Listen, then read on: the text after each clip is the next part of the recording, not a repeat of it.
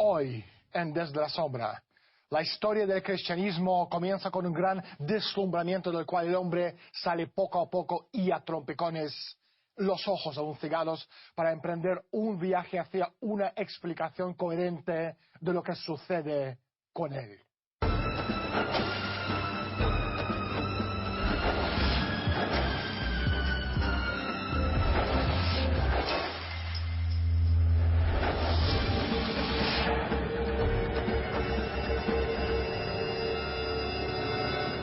La historia de la Iglesia es de un idealismo corrompido, la búsqueda de una idea platónica de sí mismo, un sueño ensalzado. Y como parece que mucho de lo que corrompe a la Iglesia está relacionada con las tentaciones de la riqueza y el poder que la rodea, esta es una historia muy humana. Hoy, en Desde la Sombra, hablaremos con Padre Paul Kramer, uno de los intelectuales más importantes de la Iglesia Católica y el autor de muchísimos libros sobre masonería, el gobierno mundial y el Vaticano. Pero primero, salimos a la calle y preguntamos a la gente su opinión sobre el Vaticano y la masonería. Me imagino que el problema de los Botileaks. Pues no sé, porque ha renunciado, porque ha querido, supongo. Pues creo que no ha podido hacerse con los mandos del Vaticano, simplemente. Michelangelo. Miguel Ángel. Bueno, Miguel Ángel, puede ser. Ay, pues ahora estoy en dudas. No sé, ¿tú sabes? Pues será porque Es que no por sé. el cristianismo que se fundó en... Eso no lo sé. Eso es así que se me escapa. Padre Paul Kramer, es un enorme placer de tenerle en el estudio con nosotros. Encantado de estar en tu programa, Daniel. Padre, ¿qué está detrás de la dimisión del Papa Benedicto XVI? Creo que hay dos cosas. La primera y la más importante es que su salud ha estado empeorando mucho. Y no me sorprenderé si no sobrevive hasta el final del mes. No significa que esté haciendo pronósticos, pero se ha debilitado notablemente. Él dice que no es capaz de gobernar más la Iglesia. No me cuesta creerlo. Segundo, en conversaciones privadas con el obispo, cuando le preguntaron cuál era la mayor amenaza o peligro para la Iglesia Universal, contestó que era la masonería. La masonería se basa en las religiones de misterio paganas más antiguas. En ambos testamentos, tanto en el Viejo como en el Nuevo. Tenemos a San Pablo en el Nuevo Testamento y los Salmos de David en el Viejo, que revelan que los dioses paganos son demonios, son el mal, que existe la adoración al mal y la concentración de las fuerzas malignas en los antiguos misterios de la masonería pagana.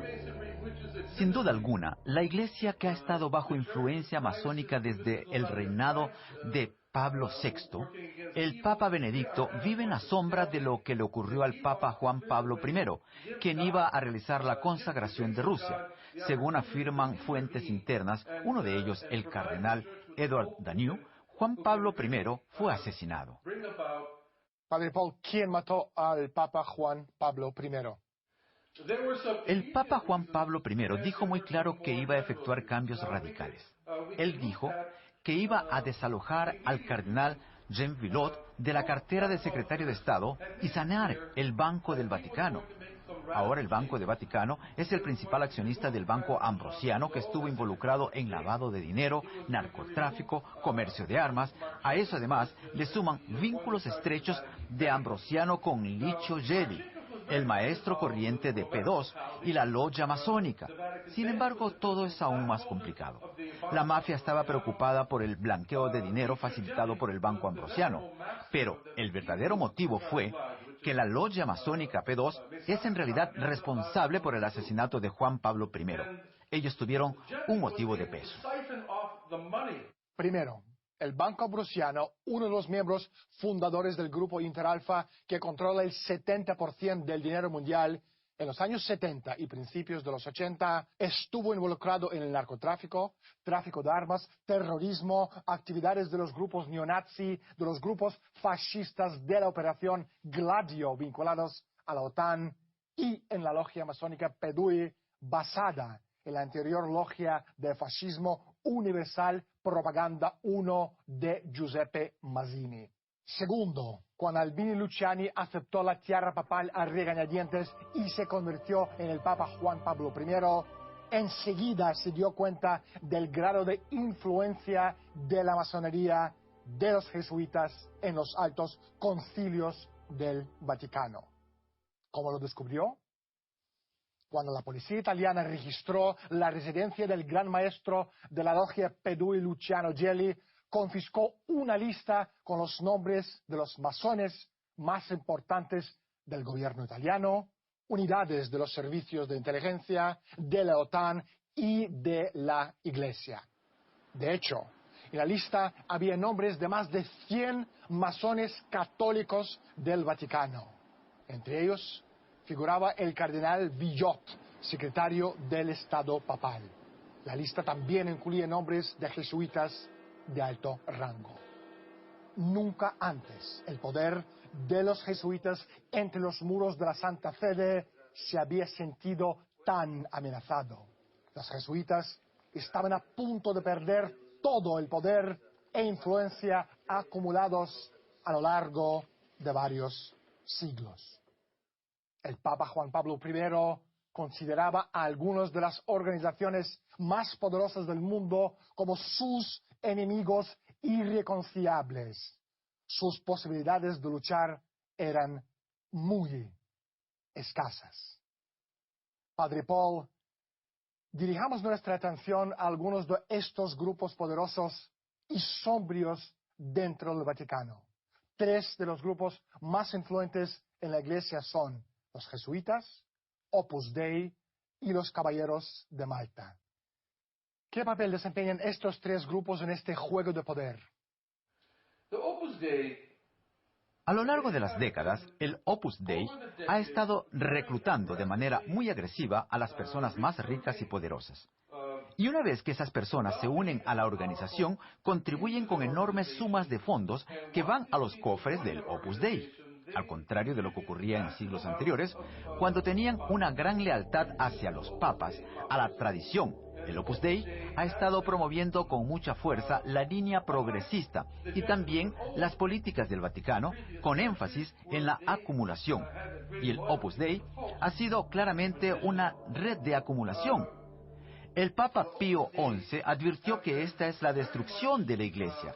Entonces, con los jesuitas, habiendo sido completamente moralistas y habiendo tomado el control total para promover una política filomasónica, el Papa Juan Pablo II demostró una gran preferencia por el Opus Dei, pero de una manera mucho más circunspecta. Ellos están promoviendo la misma política, porque, ya sean conservadores o liberales, ambos son manieristas y filomasónicos. El Papa Juan Pablo II prefería el Opus Dei a los jesuitas.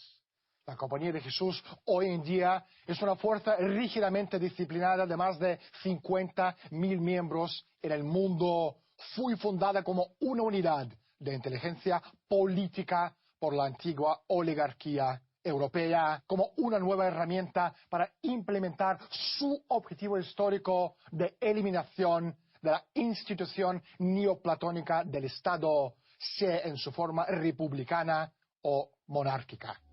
La organización de jesuitas está estructurada de acuerdo con un modelo estrictamente militar, con su Estado Mayor General situado en Vaticano. Los jesuitas intentan crear un mundo sinárquico basado en 1. La drástica reducción del desarrollo tecnológico, 2. La derrota del capitalismo industrial de la clase media y 3. El debilitamiento general de los poderes soberanos de los Estados-naciones que deberán ser sustituidos por agencias supranacionales de un mundo globalizado como el Banco Mundial, el Fondo Monetario Internacional, la UNESCO, el Instituto de la ONU para la Formación y la Investigación y el Consejo Mundial de las Iglesias.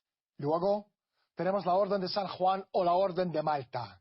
Fue fundada a finales del siglo XI y empezó a cobrar importancia en la primera cruzada del año 1095. En el año 1120, el Papa Urbano II la reconoció oficialmente como una orden militar religiosa y durante varios siglos sigue siendo una de las fuerzas militares más poderosas en la cristianidad, en principio desde sus sedes en la isla de Rodas y después en Malta. Los caballeros de orden tienen un Estado soberano gobernado desde sus sedes que están en la vía Condotti 68 en Roma. Mantiene relaciones diplomáticas con 92 países, como también con las Naciones Unidas y con la Santa Sede, y gozan de inmunidad diplomática. Es una orden católica en toda regla y sus rangos superiores deben certificar su pertenencia a un linaje aristocrático y tener un escudo de armas al menos durante 3 siglos. El gran maestro de la orden es al mismo tiempo un príncipe secular y un cardenal de la Iglesia. Ahora, vamos a compaginarlo todo. Opus Dei, los caballeros de la Orden de Malta y los jesuitas, todos están bajo el tejado común del Vaticano. La Orden de Malta tiene vínculos muy estrechos con el Vaticano. Algunos de los miembros más importantes de la Orden también pertenecen a P2, como por ejemplo el general Giuseppe Santovito, ex jefe del SISMI, y el conde Umberto Ortolani. La involucración del Vaticano posibilitó la aparición de los canales de fuga por los cuales miles de criminales nazis se escaparon de Europa a América Latina. Uno de estos criminales fue Martin Bormann, quien fue trasladado clandestinamente a Argentina a cambio de, ojo, 47.000 toneladas métricas de oro robado. La operación fue supervisada por Monseñor Giovanni Montini, el subsecretario del Estado del Vaticano en los años de la guerra. Nazis, masones, jesuitas, cardinales, la logia masónica P2, sociedades secretas, asesinatos, el lavado de dinero.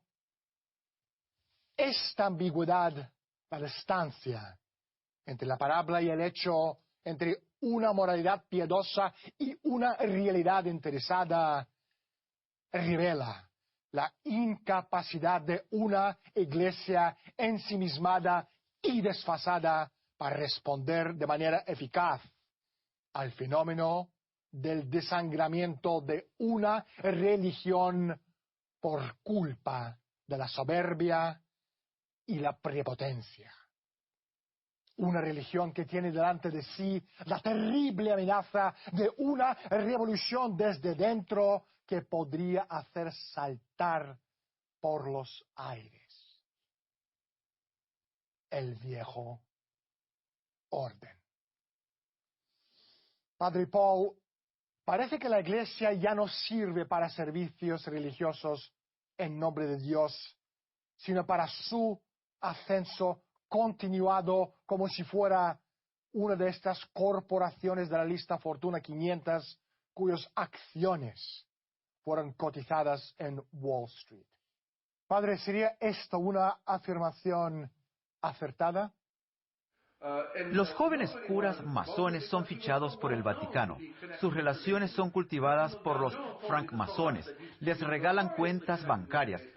Les invitan a recepciones diplomáticas y diferentes tertulias para que conozcan a todos los que manejan los hilos y, tras cierto tiempo, les hacen la propuesta. Una propuesta que no pueden rechazar y eso, digamos, no se revertirá como en el caso de la Cenicienta cuando todo se revierte al estado inicial. Así enganchan a los ambiciosos jóvenes que entran al Vaticano y suben la escalera. Y cuando quieren servir a los intereses de la Iglesia, servir a Dios, descubren que son esclavos de la masonería y ya están amenazados. La estructura actual de la Iglesia está copada por funcionarios intransigentes del Vaticano que siguen atrincherados en un concepto precopernicano del universo. Y detrás de todo yace el temor obsesivo al hedonismo ejemplificado en el sexo, lo que sigue obsesionando a muchos.